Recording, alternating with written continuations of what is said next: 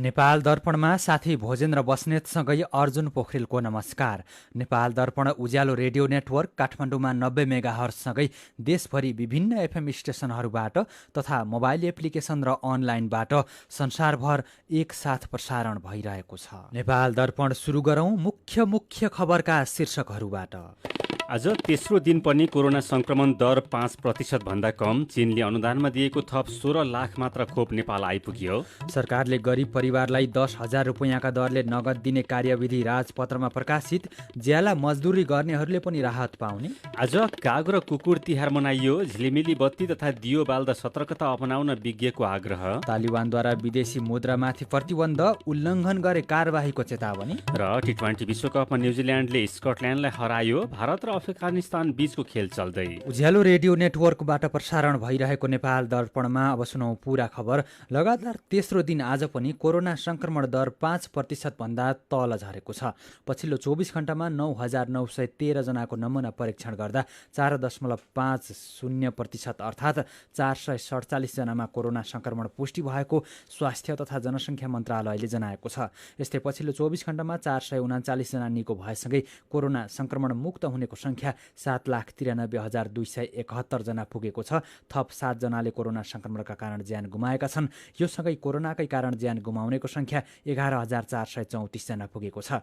अहिले नेपालमा 9,123 जना सक्रिय संक्रमित रहेका छन्। यस्तै पछिल्लो 24 घण्टामा थप 97,070 जनाले कोरोना विरुद्धको खोप लगाएका छन्। यो सहित अहिलेसम्म 73,81,200 जनाले कोरोना विरुद्धको पूर्ण मात्रा खोप लगाएका छन् भने 87,19,995 जनाले कम्तीमा एक मात्रा खोप लगाएका छन्। यसैबीच चीनले नेपाललाई अनुदानमा उपलब्ध गराएको कोभिड विरुद्धको थप 16 लाख डोज खोप नेपाल आइपुगेको छ। बिहान नेपाल आइपुगेको खोप स्वास्थ्य मन्त्रालयमा आयोजित कार्यक्रममा चिनिया राजदूत हौ यान्छीले स्वास्थ्य तथा जनसङ्ख्या मन्त्री विरोध खतिवडालाई हस्तान्तरण गर्नुभयो।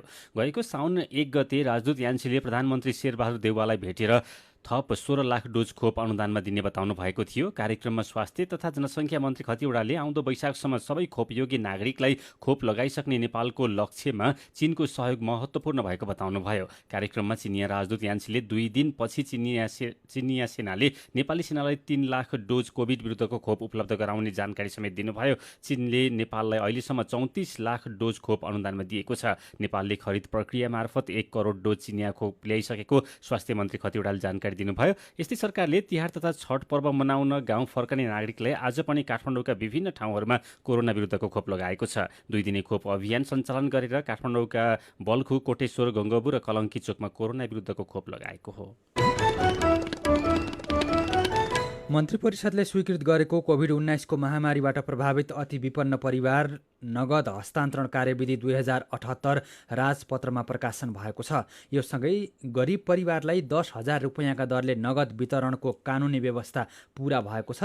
कार्यविधि अनुसार महामारीको बेला लागू गरिएको लकडाउनका कारण पेसा, व्यवसाय र श्रम गर्ने अवसर गुमाएका आर्थिक रूपमा विपन्न परिवारले एक पटकको लागि प्रति परिवार 10,000 रुपैयाँका दरले नगद अनुदान पाउनेछन्। यस्तो अनुदान लिन विगतमा गर्दै आएको रोजगारी पूर्ण रूपमा गुमाएको वा अर्को रोजगारी प्राप्त गर्न नसकेको असङ्गठित क्षेत्रको कामदार हुनुपर्नेछ।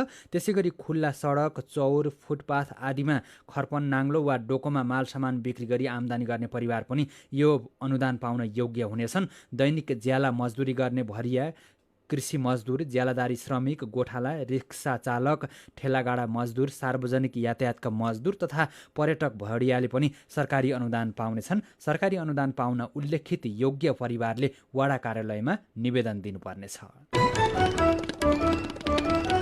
पूर्व प्रधान न्यायाधीश कल्याण श्रेष्ठले नेपालको प्रजातन्त्र कम्पनीको रूपमा विकसित भएको बताउनु भएको छ। काठमाडौँमा नेपालको राजनीति सन्दर्भ पुस्तक विमोचन कार्यक्रममा पूर्व प्रधान न्यायाधीश श्रेष्ठले नेपालको प्रजातन्त्र कम्पनीको रूपमा विकसित भएको टिप्पणी गर्नुभएको हो। उहाँले प्रजातन्त्र दलहरूको बाँडफाँडमा परेको पनि बताउनुभयो। राजनीतिक दलहरूले हरेक विषयको निर्णय गर्दाखेरि आफ्नो भागमा के पर्छ भन्ने स्वार्थले हेर्ने गरेको उहाँले बताउनुभयो। प्रजातन्त्र नागरिकलाई नभई केवल दलहरूलाई मात्र आएको उहाँको भनाइ छ। पूर्व प्रधान न्यायाधीश श्रेष्ठले राजनीतिक राजनीतिक दलहरूले नागरिकलाई तर्साउँदै हिँडेको बताउनुभयो।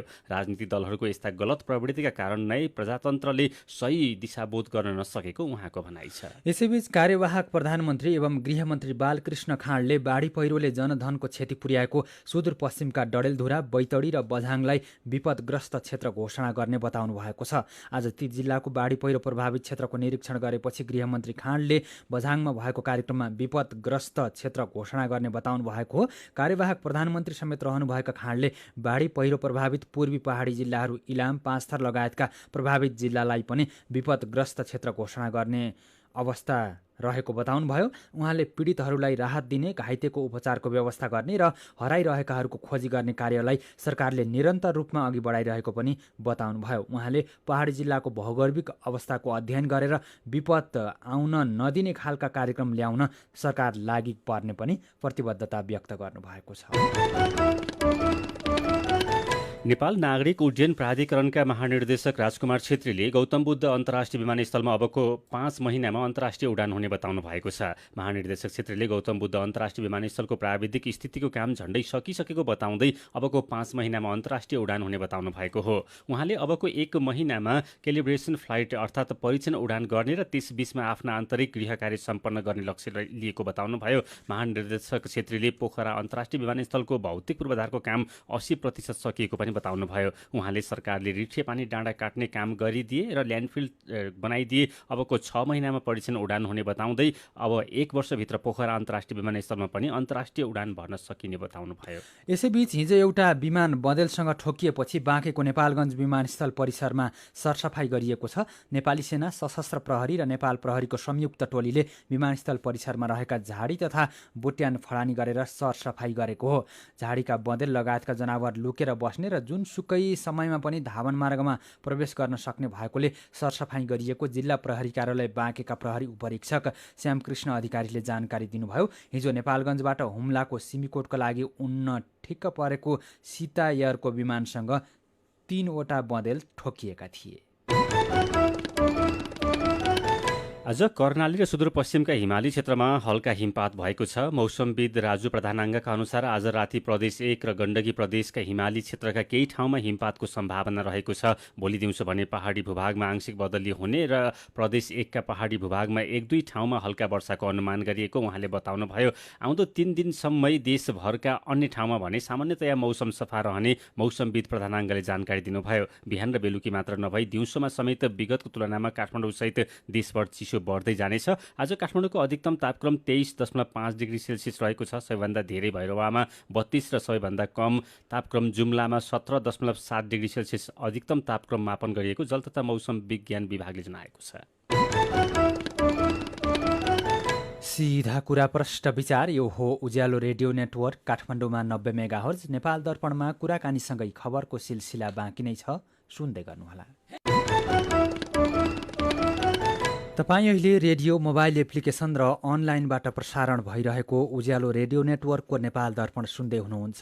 यतिन्जेल हामीले आज तेस्रो दिन पनि कोरोना संक्रमण दर 5% भन्दा तल, चीनले अनुदानमा दिएको थप 16 लाख मात्र खोप नेपाल आइपुग्यो, सरकारले गरिब परिवारलाई 10,000 रुपियाँका दरले नगद दिने कार्यविधि राजपत्रमा प्रकाशित लगायतका खबर प्रस्तुत गर्यौं। नेपाल दर्पणमा अब बाँकी खबर। आज काग र कुकुर तिहार मनाइएको छ। यमराजको दूतका रूपमा कागलाई मिठा मिठा खानेकुरा खान दिएर तिहारको पहिलो दिन काग तिहार मनाइने गरिएको छ। यमराज समक्ष राम्रो खबर लगिदियोस् भनेर आजका दिन कागलाई मिठा मिठा खानेकुरा दिई खुसी पार्ने गरिएको छ। आजै कुकुर तिहार पनि परेकोले कुकुरलाई पनि मिठा मिठा परिकार खान दिने तथा फूलमाला लगाइदिने गरिन्छ। आजदेखि भाइटिकासम्म नेपालीले दशैंपछिको दोस्रो ठूलो पर्वको रूपमा तिहार मनाउने गर्छन्। यसैबीच काठमाडौँको रत्न पार्कमा 18औं काग सम्मेलन गरिएको छ। राष्ट्रिय संगीत कर्मी संघले काग तिहारको अवसरमा आयोजना गरेको कार्यक्रममा इलामका रमेश दुलाल कागेले काग बोलाएर सम्मेलनको आयोजना गर्नुभएको हो। दुलालले 173 जीव जनावर तथा चराचुरुङ्गीको आवाज निकाल्दै आउनु भएको छ। नेपाल प्रहरीले अपराध अनुसन्धान तथा खोज कार्यमा उत्कृष्ट कार्य गर्ने कुकुरलाई पुरस्कृत गरेको छ।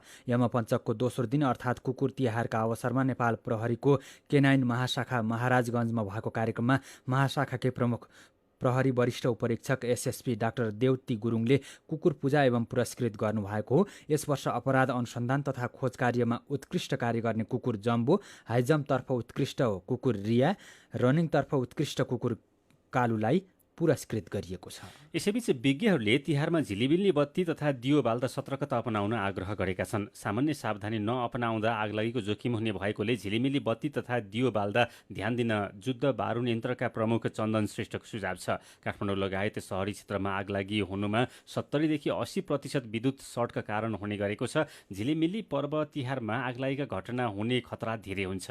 यस्तै तिहारमा दियो बालेर लक्ष्मी पूजा गर्ने र घर वरिपरि नै दियो बत्ती बाल्ने गरेकाले विशेष सावधानी अपनाउनुपर्छ। घरमा झिलिमिली बत्ती बालेको बेला अरू विद्युतीय सामग्रीको कम प्रयोग गर्न श्रेष्ठको सुझाव छ। यसैबीच चितवनको भरतपुर महानगरपालिकामा बिजुली आउन अझै केही समय लाग्ने भएको छ। भरतपुर महानगरपालिकाको बसेनी ग्रिड सब स्टेसनको पावर ट्रान्सफर्मरहरूमा समस्या आउँदा भरतपुर महानगरपालिकाको 1 देखि 13 तथा 29 नम्बर वाडा र तनहुँको देवघाट क्षेत्रमा हिजो दिउँसोदेखि विद्युत आपूर्ति बन्द भएको छ। राति पनि नभनी काम भइरहेको र आज रातिसम्म बिजुली दिन सक्ने सम्भावना रहेको प्राधिकरणको वितरण तथा ग्राहक सेवा निर्देशनालयका उप कार्यकारी निर्देशक मनोज सिलवालले उज्यालोलाई जानकारी दिनुभयो। जिल्ला प्रशासन कार्यालय, अस्पताल, जिल्ला प्रहरी कार्यालय लगायतका अत्यावश्यक ठाउँमा चनौली, टाँडी, कावासोती र तनहुँबाट समेत ल्याएको बिजुली उपलब्ध गराइएको सिलवालले जानकारी दिनुभयो। नेपाल विद्युत प्राधिकरणका कार्यकारी निर्देशक कुलमान घिसिङ पनि सब स्टेसनको निरीक्षण गर्न चितवन जानुभएको छ। दिउँसो 12 बजे चितवन पुगेका घिसिङले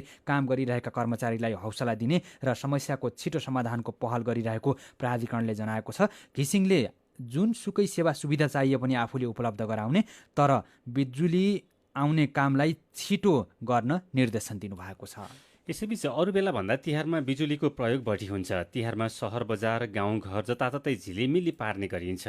धेरैजसोले घरमा विद्युतीय बत्ती तथा उपकरण समेत चलाउने गर्छन्। यस वर्षको तिहारमा झन्डै 1500 मेगावाट प्रयोग हुन सक्ने नेपाल विद्युत प्राधिकरणको अनुमान छ। तिहारमा अँध्यारो हुन नदिन तथा झिलिमिली पार्न के कस्तो तयारी छ भनेर साथी मदन पौड्यालले प्राधिकरणका प्रवक्ता सुरेश बहादुर भट्टराईलाई सोध्नु भएको छ। अब नागरिकले अथवा हाम्रो सबै ग्राहक वर्गहरूले मजाले बत्ती बाल्दा भइहाल्यो होइन। जे बत्ती बाल्नु छ ढुक्कसँग मजाले बालेर बस्दा हुन्छ। आपूर्ति धेर भयो हामीसँग, अनि त्यो भएर हामीले त्यत्रो धेरै टाउकै दुखाउनु पर्दैन। हामीसँग यति धेरै आपूर्ति छ कि मागै छैन अहिले के। बेला बेला चाहिँ उपभोक्ताबाट अघोषित रूपमा चाहिँ बत्ती कटौती हुने गरेको भनेर गुनासो आउने गरेको छ। अब यसपालिको तिहारमा त्यसो हुन्छ कि हुँदैन? त्यो कदापि हुँदैन। अहिले त्यस्तो भएको भनेको चाहिँ अब देशभरि निर्माण को कामहरू प्रशस्त ठाउँमा भइरहेको हुन्छ। कहीँ सडक विस्तार भएको छ होइन। अब कहीँ हाम्रै पनि त मर्मत सम्भार हुन्छ। हाम्रो सिस्टमलाई रेगुलर अप टु डेट राख्नुपर्ने हुन्छ। कुनै झ्याप्प जाने ओर्ने होइन कि यो एकदम हामीले वेल प्लान सूचना नै गरेको हुन्छौँ। हामीले सूचना जारी गरेर यो बेलादेखि यति बेलासम्म सप्लाई हुँदैन भन्ने गरेर हामी जानकारी गराउँछौँ हाम्रो ग्राहकहरूलाई। यो तिहारको बीचमा चाहिँ त्यस्तो अब निर्माणका कामले कहीँ कतै कुनै क्षेत्रमा चाहिँ गर्नुपर्ने अवस्था विद्युत प्राधिकरणको र अन्य सबैलाई के भनिरहेको छु भने अब तिहार सुरु भइसक्यो। अहिले यो निर्माणको काम कुनै पनि कामहरू चाहिँ बन्द गर्नुहोस् भनेर अब बन्द भइसक्यो हिजोदेखि नै। अब हामीले कुनै पनि कामहरू गर्दैनौँ। हो भनेपछि तिहारको बीचमा चाहिँ अरू बेला भन्दा तुलनात्मक रूपमा चाहिँ अलि धेरै झिलिमिली पार्ने गरिन्छ। झिलिमिली बाल्दा उपभोक्ताले चाहिँ के कस्ता कुरामा चाहिँ ध्यान दिने, के गर्ने के नगर्ने? उपभोक्ताले यसलाई चिन्दाखेरि जुन बेला उहाँहरूले झिलिमिली गर्नु छ घरहरूमा होइन, अलिकता प्राविधिकलाई राखेर टेक्निसियनहरूलाई अलिकता जिम्मेवार मान्छेले कसरी राख्ने होइन। जहाँ पायो नाङ्गो तार राख्न भएन, राम्रो प्लग पिन पोइन्ट हुनु पर्यो, लुज हुन भएन होइन। हावाहुरीसँग पनि अलिकता सेफ्टी अपनाउनु पर्यो। ती चिजहरू हुन् जुन चाहिँ हामीले रेगुलर दैनिक काम गर्छौँ नि घरमा, तिनी मात्र हो प्रिकसन। किनभने त्योभन्दा धेरै केही गर्नै पर्दैन। तर नाङ्गो तारहरू हुन भएन, त्यस्तो चिज स्पार्क लुज कनेक्सन कहीँ पनि गर्न भएन घरमा जुन हामीले झिलिमिली गर्ने क्रमहरूमा। अनि अर्को कुरा चाहिँ अलिकता भरपर्दो चिजहरू चाहिँ जडान गर्नु पर्यो होइन। अलिकता रिलायबल हुनु पर्यो, सामानहरूको पनि क्वालिटी हुनु पर्यो। लगेर गर्ने बित्तिकै जल्ने खालको राख्न भएन। किनभने यहाँ विभिन्न थरीको सामानहरू आएको हुन्छ। अब त्यो ग्राहक उपभोक्ताहरूले नै हामीहरूभन्दा साह्रै टिके हुनुहुन्छ होइन। त्यो चिज चाहिँ उहाँहरूले आफै जान्नुपर्छ। जस्तो कतै कतै चाहिँ झ्याप्प बिजुली गयो अथवा विद्युतीय रूपमा चाहिँ कहीँ दुर्घटना भइहाल्यो भने कहाँ सम्पर्क? हाम्रो सम्बन्धित जो ग्राहकहरूले जहाँ बत्तीको पैसा अहिलेसम्म तिरिराख्नु भएको छ तिनै नो लाइटहरूलाई फोन गर्ने बित्तिकै हाम्रो स्टाफहरू 24 आवर त्यहाँ तयार छौँ। हामीहरू तयार छौँ। कहीँ बिग्रिन पनि सक्छ यत्रो देशभरिमा तलमाथि कहीँ भयो भने त्यहाँ फोन गर्ने बित्तिकै हामीले सबैलाई एकदमै स्ट्यान्डिङ गरेर राखेको छौँ। त्यहाँ सम्पर्क राख्नुभयो भने ग्राहकहरूलाई कुनै समस्या हुँदैन। उहाँ हुनुहुन्थ्यो नेपाल विद्युत प्राधिकरणका प्रवक्ता सुरेश बहादुर भट्टराई। नेपाल दर्पणमा फेरि पनि खबरकै सिलसिला। स्वतन्त्र ऊर्जा उत्पादकहरूको संस्था नेपाल इपानले भारतमा प्रतिस्पर्धी दरमा बिजुली बिक्री सुरु भएकोमा स्वागत गरेको छ। इपानले प्रेस विज्ञप्ति निकालेर हिजो भारतीय विद्युत मन्त्रालयको सहमतिमा नेपालले विद्युत बिक्रीको अनुमति पाएको खबरले नेपालका ऊर्जा उत्पादकहरूमा उत्साह थपिएको भन्दै अनुमतिको स्वागत गरेको हो। इपानका अध्यक्ष कृष्ण प्रसाद आचार्यले निकाल्नु भएको विज्ञप्तिमा सरकारले 2075 सालमा घोषणा गरेको 10 वर्षमा 15,000 मेगावाट क्षमताका जलविद्युत निर्माण गर्ने लक्ष्य प्राप्तिको लागि लाग्न थप उत्साह थपिएको उल्लेख छ। इपानले जलविद्युत उत्पादन र बिक्री सम्बन्धी आवश्यक नियम कानुन बनाउनुपर्ने, विद्युत व्यापारको राजमार्ग ट्रान्समिसन लाइनको विकास तथा विस्तार गर्नुपर्ने, विद्युत व्यापारमा निजी क्षेत्रको समेत सहभागिता गराउनुपर्ने लगायतका माग पनि राखेको छ। सीधा कुरा प्रश्न विचार। यो हो उज्यालो रेडियो नेटवर्क काठमाडौँमा 90 मेगाहर्ज। नेपाल दर्पणमा मेरो पनि भन्नु छ सँगै खबरको सिलसिला बाँकी नै छ, सुन्दै गर्नुहोला। विभिन्न रेडियो स्टेशनबाट मेचीदेखि महाकालीसम्म र मोबाइल एप्लिकेसन तथा अनलाइनबाट संसारभरि एकसाथ प्रसारण भइरहेको नेपाल दर्पणमा तपाईँलाई फेरि स्वागत छ। अब बाँकी खबर। शेयर बजार परिसूचक नेप्से आज 5.22 अङ्कले बढेर 2848.84 बिन्दुमा पुगेको छ। आज बैंकिङ, विकास बैंक, जलविद्युत, फाइनान्स, माइक्रो फाइनान्स, उत्पादन र अन्य समूहको शेयर सामान्य बढेको छ। 229 कम्पनीका 79,95,000 किता शेयर 6,55,30,00,000 रुपियाँमा कारोबार भएका छन्। सबैभन्दा धेरै नबिल बैंकको 1,17,00,00,000 रुपियाँको शेयर किनबेच भएको छ। महालक्ष्मी विकास बैंक, साहस ऊर्जा र आइसिएफसी फाइनान्सको शेयर 10% बढेको छ। छ्याङ्दी हाइड्रो कम्पनीको शेयर सबैभन्दा धेरै 5.5% घटेको छ। धादिङको धुनीबेसी नगरपालिका वडा नम्बर 1 मा मिनी ट्रक दुर्घटना हुँदा 2 जनाको ज्यान गएको छ। दुर्घटनामा धुनीबेसी नगरपालिका वडा नम्बर 1 का 52 वर्षीय साइली तामाङ र 55 वर्षीय रुमाल तामाङको ज्यान गएको जिल्ला प्रहरी कार्यालयले जनाएको छ। दुर्घटनामा अरू 7 जना घाइते भएका छन्। पाल्पाका ढाका पसलमा तिहारमा सामान किनमेल गर्ने ग्राहकको भिड बढेको छ। ढाका कपडाबाट उत्पादित सामान तिहारमा दिदीबहिनी र दाजुभाइलाई चिनोको रूपमा किनेर लैजाने भएकोले यो समयमा ग्राहकको भिड बढेको हो। ग्राहकहरू ढाका टोपी, स्टकोट, ढाकाका सारी, ढाकाको कुर्ता सुरुवाल, चोली, ब्याग, पछौडा जस्ता सामग्री किन्न पसल पुगेका तानसेन नगरपालिका वडा नम्बर 2 बडी ज्ञान टोल्की रमा पन्तले जानकारी दिनुभयो। जिल्ला प्रशासन कार्यालय स्याङ्जाले सिद्धार्थ राजमार्गको संरक्षण अभियान सुरु गरेको छ। प्रशासन कार्यालयले पालिकाहरूसँगको समन्वयमा टोली खटाएर बिग्रिएका ठाउँको सडक मर्मत अभियान सुरु गरेको हो। आज 17वटा टोली विभिन्न ठाउँमा खटिएर भत्किएको सडक मर्मत गरेको प्रमुख जिल्ला अधिकारी राजु प्रसाद पौडेलले बताउनुभयो। तनहुँको ब्यास नगरपालिका वडा नम्बर 10 दुम्सीको शिशुवा भत्तेरी कृषि सहकारीले खेर गइरहेको बाँझो जमिनको सदुपयोग गरी सामूहिक खेती गर्दै आएको छ। संस्थाले मादी नदी किनार नजिकै रहेको शिशुवा भत्तेरीका जग्गामा मौसम अनुसारको बाली लगाउँदै आएको छ। सामूहिक खेती गरेर विपन्न समुदायको आय वृद्धिमा सहयोग गर्न थालेपछि आफ्नो जमिन नभएका आलु तथा धान लगाउन अधिया खोज्दै अन्यत्र जानुपर्ने बाध्यता हटेको छ। सहकारीले अति सीमान्तकृत बोटे अल्पसंख्यक दलित तथा विपन्न व्यक्तिको आय आर्जनका लागि सामूहिक खेती गर्ने अवसर दिएपछि उनीहरू खुसी भएका छन्। मेरो पनि भन्नु छ। धेरै जसो प्रशासन कार्यालयले तिहारमा राति 9 बजेपछि देउसी भैलो खेल्न रोक लगाएका छन्। यसै विषयमा आएका तपाईका सल्लाह सहितका प्रतिक्रियालाई आजको मेरो पनि भन्नु छमा समावेश गरेका छौं।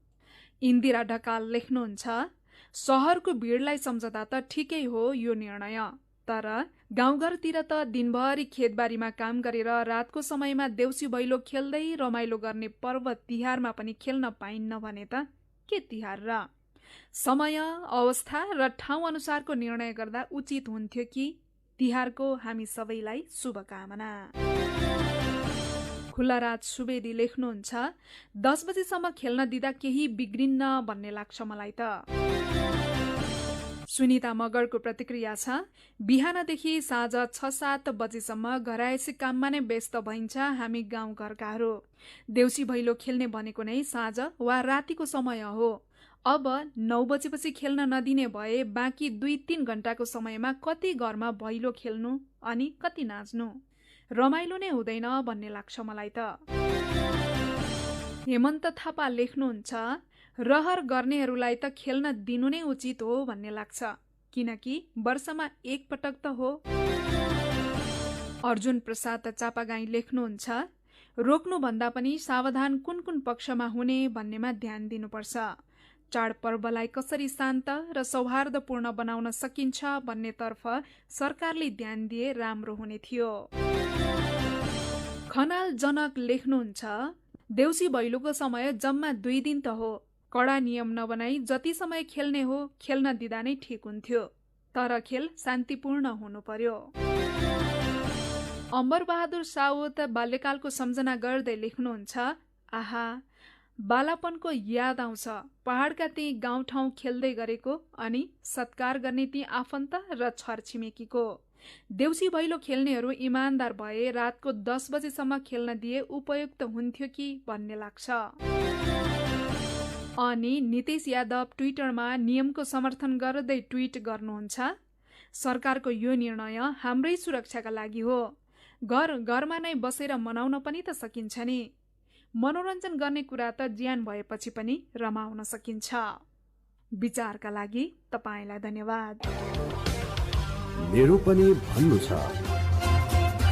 मेरो पनि भन्नु छ प्रस्तुत गर्दै हुनुहुन्थ्यो साथी सुजाता सुनुवार। नेपाल दर्पणमा अब विदेशको खबर। तालिबान सरकारले अफगानिस्तानमा विदेशी मुद्रामाथि प्रतिबन्ध लगाएको छ। तालिबानका प्रवक्ता जबिउल्लाह मुजाहिदले विज्ञप्ति निकालेर अबदेखि घरेलु लेनदेनमा कुनै व्यक्तिले विदेशी मुद्राको प्रयोग गरे कारबाही गरिने चेतावनी दिनुभएको छ। मुजाहिदले निकाल्नु भएको विज्ञप्तिमा देशको आर्थिक स्थिति र अरू हितको लागि अफगानी नागरिकले अफगानी मुद्राको मात्रै प्रयोग गर्नुपर्ने उल्लेख गरिएको छ। उहाँले सबै नागरिक, पसले, व्यापारी र सर्वसाधारणले सबै लेनदेन अफगानी मुद्रामा नै गर्न आदेश दिनुभएको छ। तालिबानले सत्ता कब्जा गरेपछि अफगानी मुद्राको मूल्य कमजोर भएको छ। अफगानिस्तानको विदेशी मुद्राको भण्डार अन्तर्राष्ट्रिय समुदायले फ्रिज गरेको छ। ब्याङ्कले तरलता अभावको सामना गरिरहेका छन्। अहिले अफगानिस्तानभित्र धेरै व्यापारिक कारोबार अमेरिकी डलर मार्फत भइरहेको छ। केही ठाउँमा पाकिस्तानी मुद्रा पनि चलनमा रहेको छ। अब केही खेल खबर। आहारा माग गोल्ड कप फुटबल माघ 6 गतेदेखि सुरु हुने भएको छ। आयोजक सहारा क्लबले आज पत्रकार सम्मेलन गरेर माघ 6 गतेदेखि आहारा गोल्ड कप हुने जानकारी दिएको छ। यस्तै सहारा एकाडेमीलाई पोखराको व्यवसायी घरना सूर्यबहादुर केसी परिवारले वार्षिक 15 लाखका दरले 10 वर्ष सहयोग गर्ने भएको छ। स्वर्गीय सूर्यबहादुर केसीकी धर्मपत्नी प्रेम कुमारी केसी र सहारा क्लबका अध्यक्ष हरि गुरुङ बीच सम्झौता पत्रमा हस्ताक्षर भएको छ। एकाडेमीको जिम्मेवारी लिएसँगै सहारा क्लब एकाडेमीको नाम समेत परिवर्तन हुने भएको छ। र आइसिसी टी20 विश्वकप क्रिकेटमा न्युजिल्यान्डले स्कटल्यान्डलाई 16 रनले हराएको छ। युएईको दुबईमा न्युजिल्यान्डले दिएको 173 रनको लक्ष्य पछ्याएको स्कटल्यान्डले 20 ओभरमा 5 विकेट गुमाएर 156 रन मात्रै बनाउन सक्यो। उसका लागि मिचेल यस्कले सर्वाधिक 42 रन बनाए। यसअघि टस हारेर पहिले ब्याटिङको निम्तो पाएको न्युजिल्यान्डले 20 ओभरमा 5 विकेट गुमाएर 172 रन बनायो। उसका लागि मार्टिन गुप्तिलले 7 छक्का र 6 चौका सहित 93 रन बनाए। आजको जितसँगै न्युजिल्यान्डको 3 खेलमा 4 अङ्क भएको छ र सेमिफाइनलको सम्भावना बलियो बनेको छ। स्कटल्यान्ड भने 3 खेलमा अङ्कविहीन भएकोले प्रतियोगिताबाट बाहिरिएको छ। समूह 2बाट पाकिस्तान सेमिफाइनलमा पुगिसकेको छ। अहिले भारत र अफगानिस्तान खेलिरहेका छन्। अफगानिस्तानले टस जितेर फिल्डिङ रोजेपछि भारतले पहिले ब्याटिङ गरिरहेको छ। उसले राम्रो प्रदर्शन गरेको छ। भारतले ताजा अवस्थामा 8 ओभर 2 बलको खेल सकिँदा कुनै पनि विकेट नगुमाई 67 रन बनाएको छ। भारतका केएल राहुल 27 र रोहित शर्मा 39 रनमा खेलिरहेका छन्। सेमिफाइनल पुग्ने झिनो सम्भावना कायम राख्न भारतलाई आजको खेल ठूलो अन्तरले जित्नै पर्ने दबाव छ। भारत पहिलो खेलमा पाकिस्तानसँग र दोस्रो खेलमा न्युजिल्यान्डसँग पराजित भएको थियो। अफगानिस्तानको 3 खेलमा 4 अङ्क रहेको छ र तालिकाको दोस्रो स्थानमा रहेको छ। खेल खबरसँगै उज्यालो रेडियो नेटवर्कबाट प्रसारण भइरहेको नेपाल दर्पणको समय सकिनै लागेको छ। बिदा हुनु अघि आजका मुख्य खबरका शीर्षकहरू फेरि एकपटक। आज तेस्रो दिन पनि कोरोना संक्रमण दर 5% भन्दा कम। चीनले अनुदानमा दिएको थप 16 लाख मात्र खोप नेपाल आइपुग्यो। सरकारले गरिब परिवारलाई 10,000 रुपियाँका दरले नगद दिने कार्यविधि राजपत्रमा प्रकाशित। ज्याला मजदुरी गर्नेहरूले पनि राहत पाउने। आज काग र कुकुर तिहार मनाइयो। झिलिमिली बत्ती तथा दियो बाल्दा सतर्कता अपनाउन विज्ञको आग्रह।